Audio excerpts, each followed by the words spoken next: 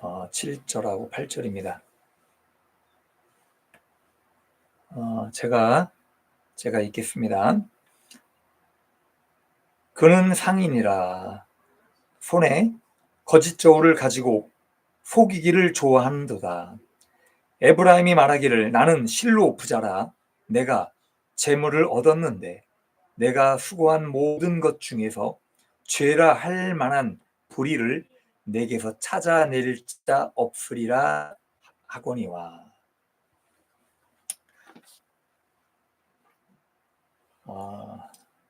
반갑습니다.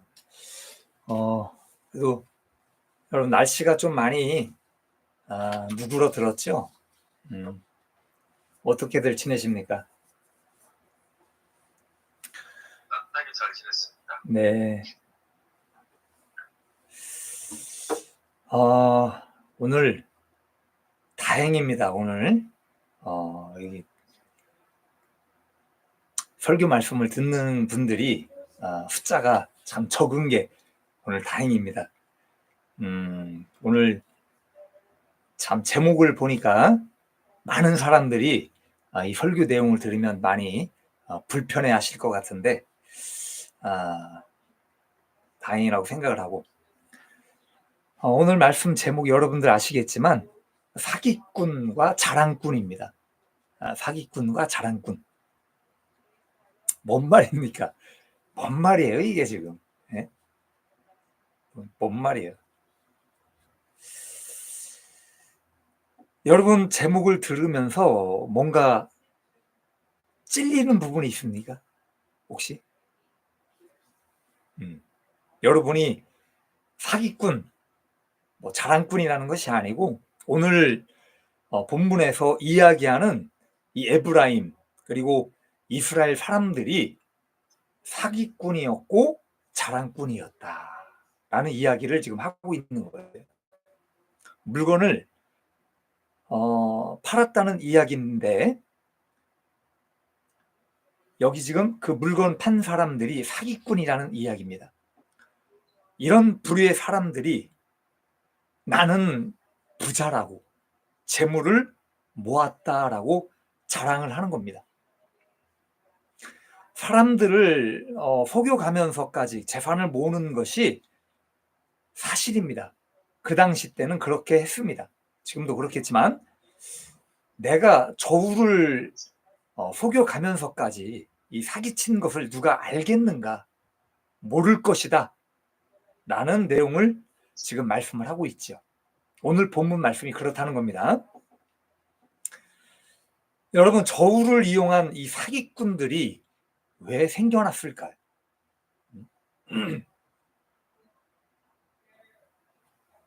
저울이 왜 등장을 합니까? 원래 이 저울이라는 것이 필요했을까요?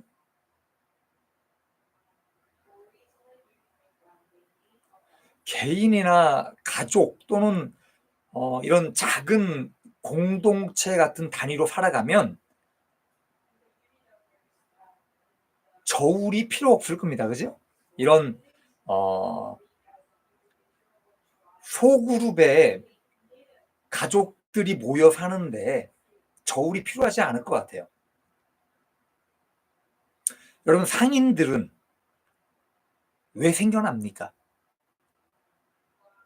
상인이 뭐예요?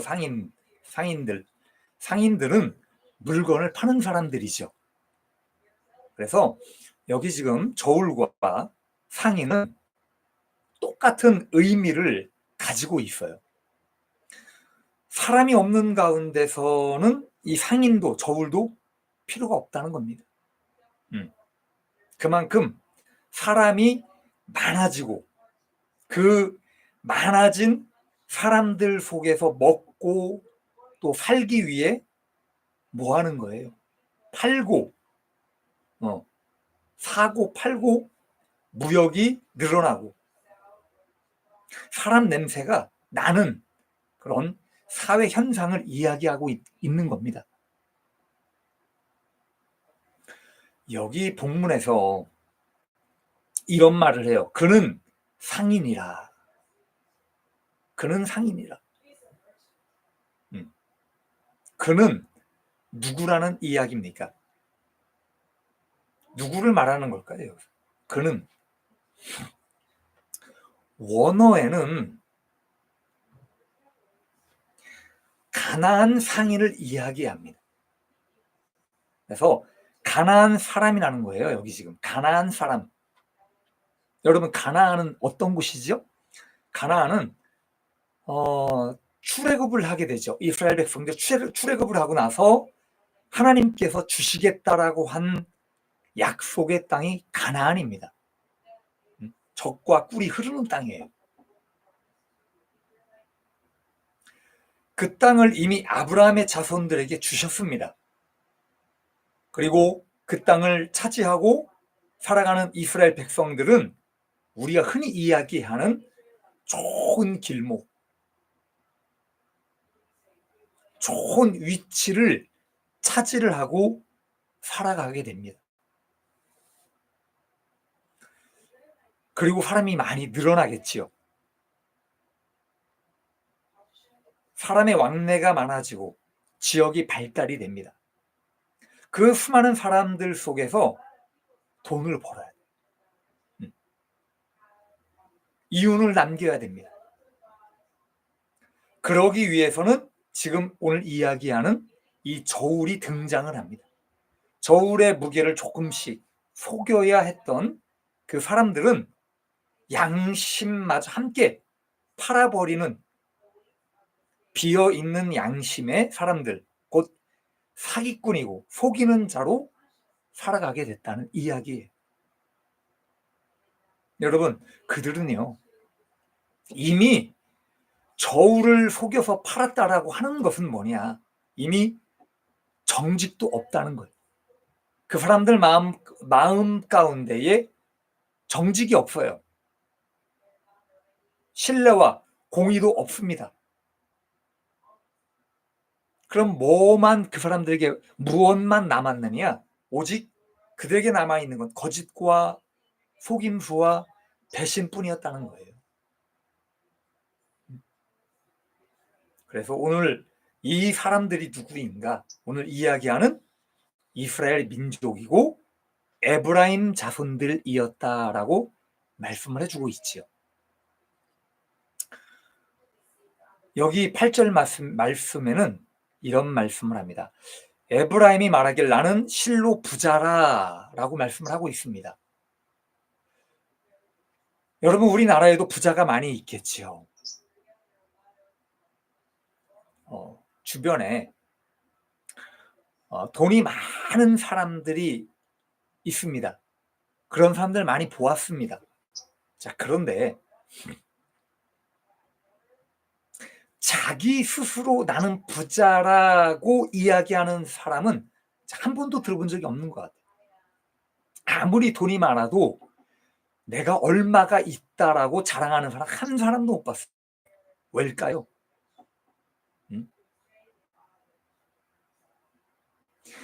남이 볼 때는 부자가 맞아요.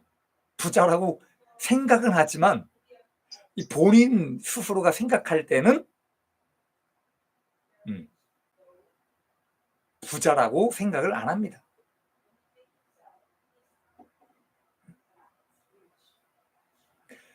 본인 스스로는 만족함이 없는 거예요. 아무리 많은 재물을 가지고 있어도 더 가지고 싶은 거예요. 더. 그것이 인간이고 인간이 가지고 있는 욕망이기 때문이라는 거예요. 여러분, 여기 본문에서 왜 나는 부자라고 이야기하는가? 여러분 스스로가요, 피땀 흘려 재산을 모았다면 내 스스로 나는 부자라고 말하겠습니까? 아니죠. 내 스스로가 부자라고 이야기 안 해요. 남을 등쳐 돈을 벌지 않고 내가 정말 피땀 흘려 벌었다면 그것은 정당한 대가. 내가 아무리 돈이 많아도 이것은 내가 정당한 대가로 벌은 것. 여러분, 그러나 여기서 지금 이야기하는 것은 그것이 아니에요. 응? 남을 속여 한몫 챙긴 거예요. 한몫 챙기겠다는 그런 어떤 방법으로 부자가 되었다는 말입니다. 여기서도 그 사람들이 분명 자기들만의 어떤 땀과 노력이 들어갔겠죠. 그러나 이것이 하나님의 방법은 아니었다는 겁니다. 우리가 얼마 전에 그런 말씀을 해요. 야곱이 하나님과 씨름을 하죠. 그래서 하나님을 이기게 됩니다. 그래서 하나님 앞에 정당한 그 축복의 대가를 받아내는, 그 명분을 받아내죠. 그리고 야곱이라는 사람은 하나님의 복을 받기 위해서 정말 열심히 살아갑니다. 정말 열심히 살았어.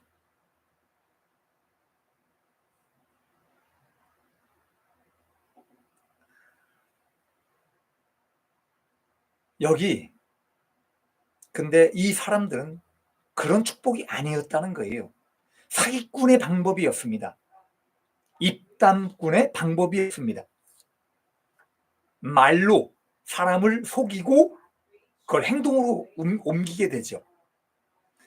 자기가 잘나서 얻어낸 축복이라고 생각을 하는 거예요. 지금 이 사람들은 이렇게 사기를 쳐서 버는 돈들이 내가 똑똑하고 내가 잘나서 돈을 모았다라고 생각을 하고 있습니다.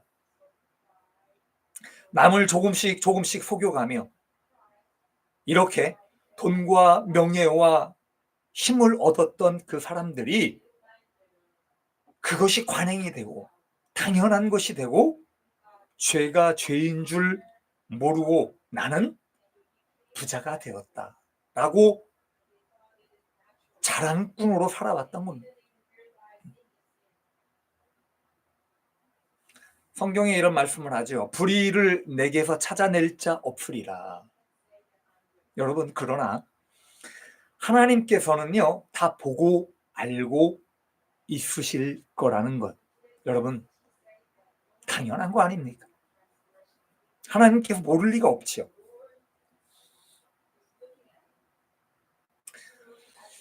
오늘 짧은 말씀이지만 오늘 이 말씀에 대해서 우리가 적용을 좀 해보려고 합니다. 나는 첫 번째로 나는 정직함이 있는가? 나는 정직함이 있는가? 주님께서 이런 말씀을 하셨습니다. 저울로 속이는 것은 예나 지금이나 똑같다는 거예요.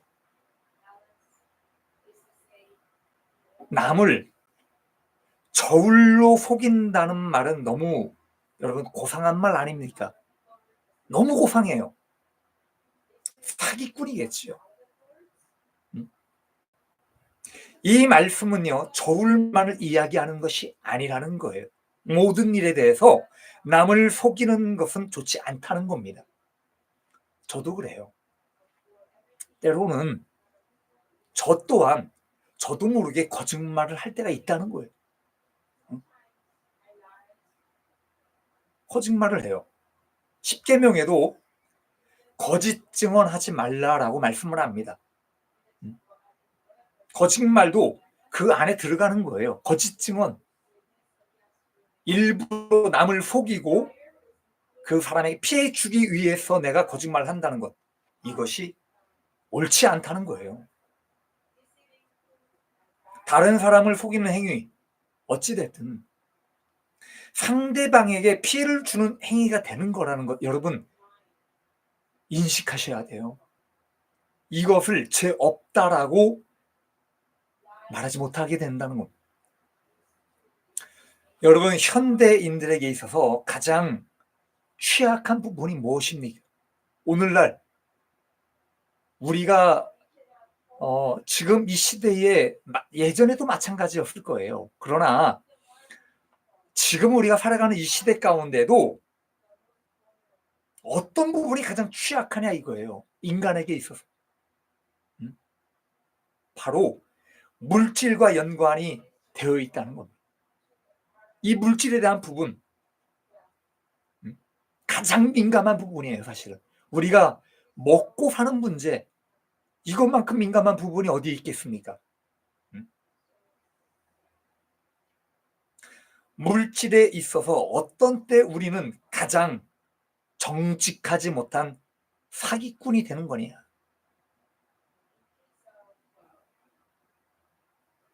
내가 해결할 능력이 안 돼.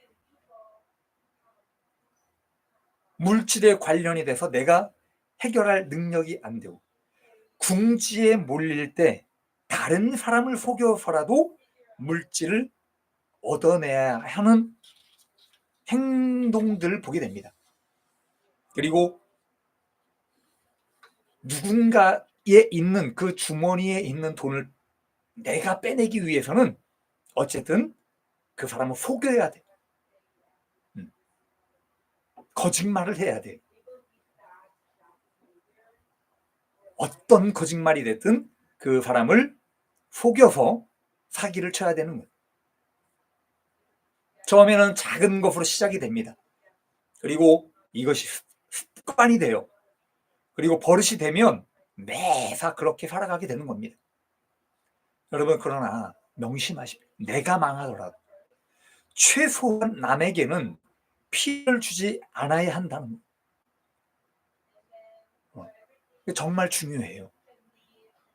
내가 남에게, 나는 괜찮고 남에게 피해를 어떤 주는 것에 대해서 아무렇지 않게 생각한다는 것, 그냥 우리는 너무나 당연하게 무의식적으로 생각하고 넘어갈 수 있다는 거예요.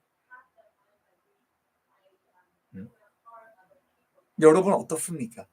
여기 오늘 본문에 물질이잖아요. 그렇죠? 남에게 조금 더 내가 속여서 물질을 얻어내야 되는 거. 우리는 정직합니까?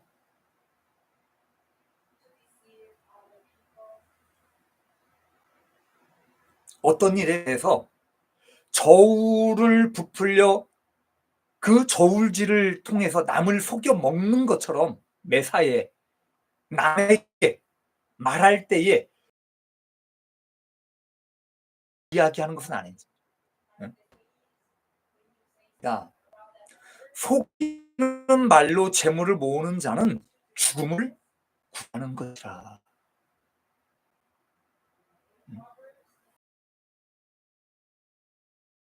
죽음을 구하는 거예요. 여러분, 그렇기 때문에 하나님의 심판대에 올라가지 않으려면 정직과 이 진실이라는 것이 뼈가 되십시오. 내 중심이 될 수 있기를 바랍니다. 두 번째는 복을 주셨을 때는 더욱 겸손해야 한다. 나에게 복을 주실 수 있는 거예요. 그럴 때 우리는 어떻게 해야 되느냐? 겸손하라는 거예요. 여러분, 사실 이 말씀은 하나님 안에 있지 않는 사람들 중에, 하나님을 믿어도 마찬가지입니다. 잘 나가는 사람들, 상류층에 속해 있는 부와 풍요를 누리고 있는 사람들에 대한 말씀이기도 하다는 거예요. 육체를 가지고 살아가는 인간으로서 먹고 마시고 입고 살아갑니다. 때로는 저 또한 그래요. 육체가 얼마나 간사한지,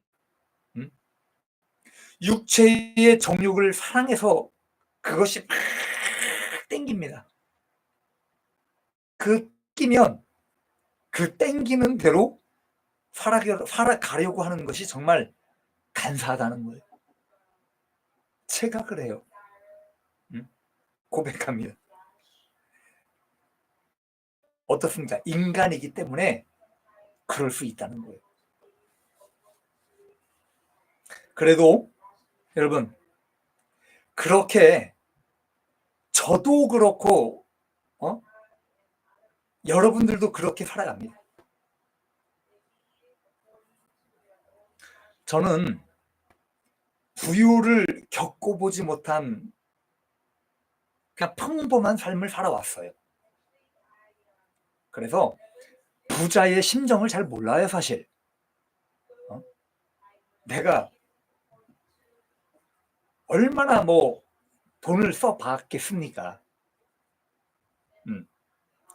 그런 저 또한 이 세상에서 어떤 그런 이 현실적인 것에 부딪힐 때에 이런 것들을 느끼는데, 세상을 다 가진 것 같은 이 부와 풍요를 누리고 살아가는 사람들이라면 얼마나 더 좋은 것과 얼마나 더 많은 것을 누리고 살아가겠는가.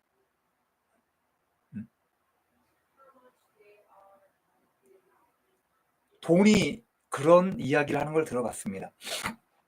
돈이 많은 분들이 무엇을 살 때에 비싸고 싸고 그걸 중요하지 않고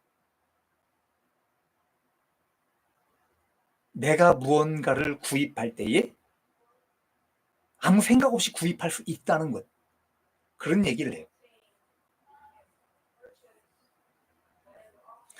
여러분, 분명히 오늘 이 본문의 말씀처럼 나는 부자다라고 생각하는 사람들이 분명히 있을 거예요.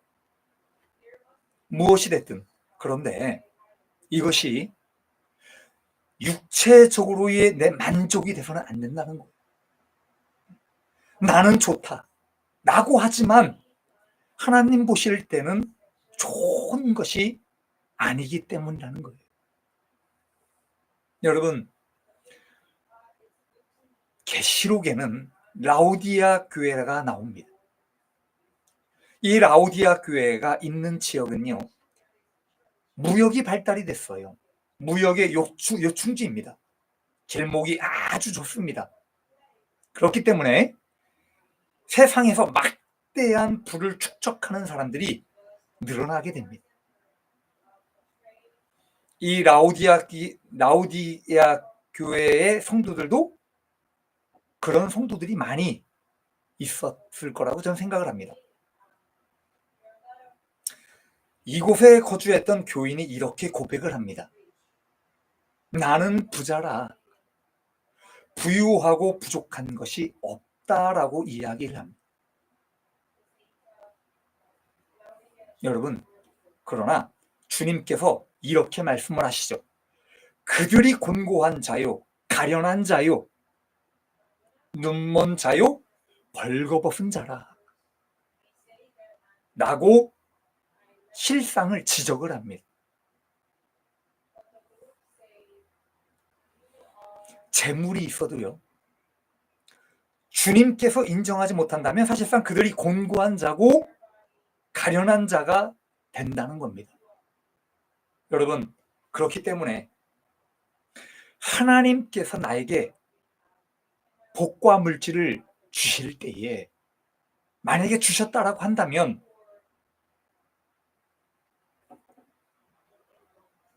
이렇게 생각을 하십시오.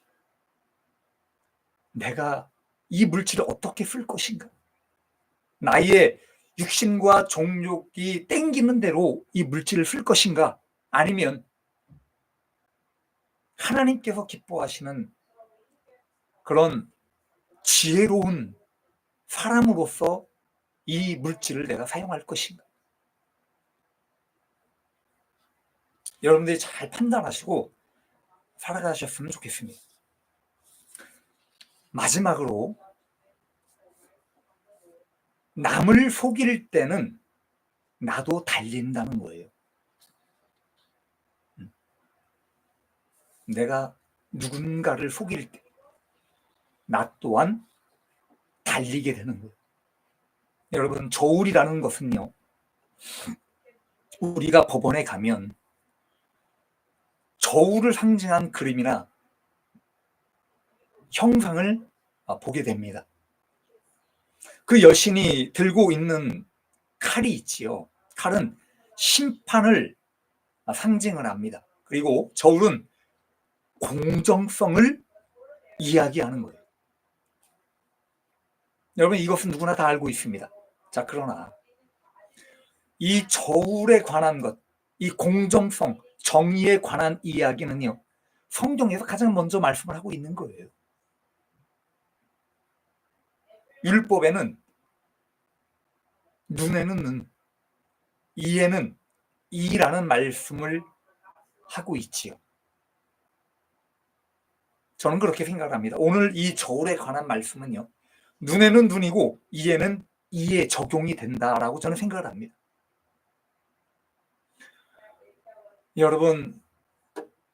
여러분들이 대한민국 땅에서 살아가시면서 한번 보십시오. 여러분 스스로가 정의롭다라고 생각을 해보십니까? 그리고 이 질문을 나에게 하시면서 다른 사람들 한번 보십시오. 정치인들, 아니면 판사들, 아니면 검사들, 사회 각자 어떤 그 계층에 있는 사람들을 한번 보십시오. 내 주위를 둘러보십시오. 그 수많은 사람들이 얼마만큼 정의롭게 살아가고 있는가?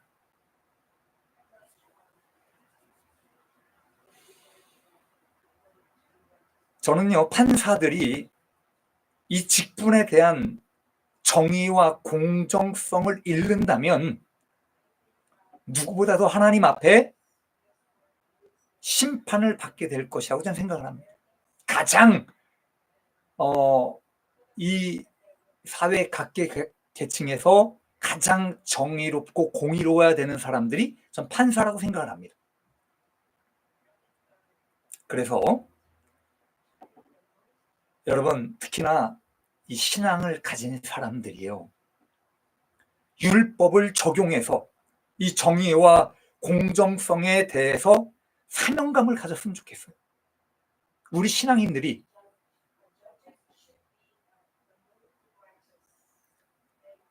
어떤 정말 이 사회에 대해서, 이 정의에 대해서 사명감을 갖고 살았으면 좋겠다는 거예요.